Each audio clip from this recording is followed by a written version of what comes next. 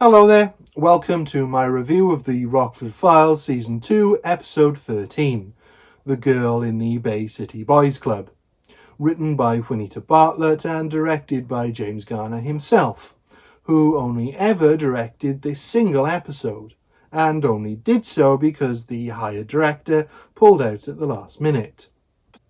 The episode begins at a poker game where Jim is pretending to be a newspaperman and is doing well. Meanwhile, the guys running the game clearly don't trust him as their goons are searching his borrowed car. Thankfully, this is not Jim's first con, and the car is filled with details in his alias's name. Not content, after the game they follow him, but they are terrible at it, and he has a fun new way of getting them off his back. Your order, please. Call the police. Are you nuts, mister? Is this a rib? Except it turns out not to be the goons that were following him.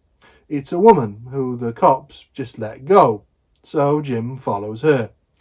He confronts her in a diner and she says her name is Kate Flanders and one of the card players is her stepfather, Paul Flanders, the guy who lost big to Rockford. You got about 600 of my money there. Don't figure on keeping it because I mean to get it back. She tells him she's worried about her stepfather gambling away her mother's money and being conned out of it at a crooked game. But as Jim explains to his client Mr. Phelps, there is no con that he can spot going on at the game. Nobody's being cheated. At least not as far as I can tell. We then find out that Rockford's alias is thanks to Angel, as Jim was posing as his brother-in-law. Good cover, right? Yeah. Well, what are friends for, you know what I mean?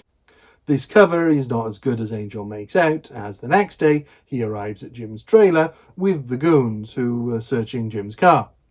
They want to know who hired him, and he tells them it was Paul Flanders' wife. A sound lie, apart from the fact that they tell him Flanders is not married. After dealing with these goons, Jim heads to Mr. Phelps, only to find out Phelps died 2 months earlier. Well, he can't be dead. I just talked to him a few hours ago. This is a lengthy first act, but it's also quite a complex one, which requires a lot of setup. Jim's been hired to find out if an illegal poker game is crooked by a guy who doesn't exist, followed by a woman who doesn't exist, and threatened by 2 goons who definitely do exist. It's intrigue squared. Having no luck reporting the situation to the Bay City cops, he tries to take it to the DA, only to discover that DA Kimball is Mr. Phelps. Deputy DA, huh? That's pretty good for a man who's been dead 2 months. Jim makes a very pointed remark about why Kimball hasn't busted the illegal game.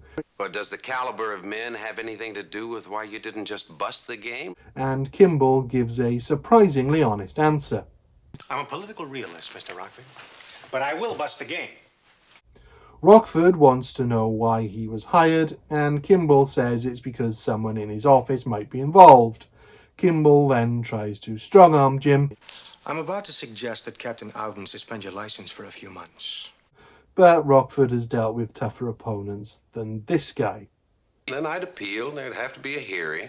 What I've been investigating and why would all have to come out in the open. On the way out, Jim spots another familiar face, Kate Flanders, who is actually DA Kate Doyle. She's a little more sympathetic than Kimball, but not enough for Jim to forgive her, so he leaves, annoyed. He's no less annoyed the next day when she turns up at his trailer. Mr. Rockford, it's Kate Doyle. Go away. She wants to hire Jim, as she suspects Kimball has gone bad, perhaps being blackmailed by the poker syndicate into giving lenient sentences to members of organised crime. This rabbit hole goes deep. They go to confront Kimball, only to find him dead in his car.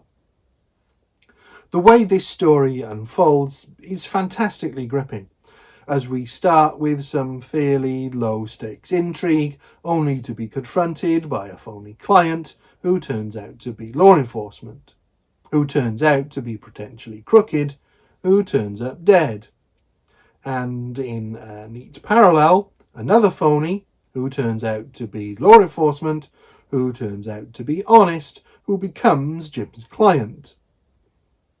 We don't know who the mastermind of all this is, who the goons are working for, or who else they could trust. The pair then head to the only person they can trust at the moment, Angel, which tells you how bad their situation is. The scenes in Angel's apartment are largely played for laughs, as Rockford goes over where they are in the case and how each of the other poker players might be corrupt or blackmail victims, while Angel freaks out at the danger they're potentially in until he finds out Doyle is a DA. First you got me mixed up with a couple of bone crushers, now you got me mixed up with the law. I'm a deputy DA. It's a pleasure to meet you, Miss Doyle. Did you get her some cream and sugar? Jim works out how he thinks the game is fixed. A high-tech setup for 1975 using TV cameras to spy on the players. He breaks into the club to confirm his suspicions, but the goons show up and he has to use his cunning to escape.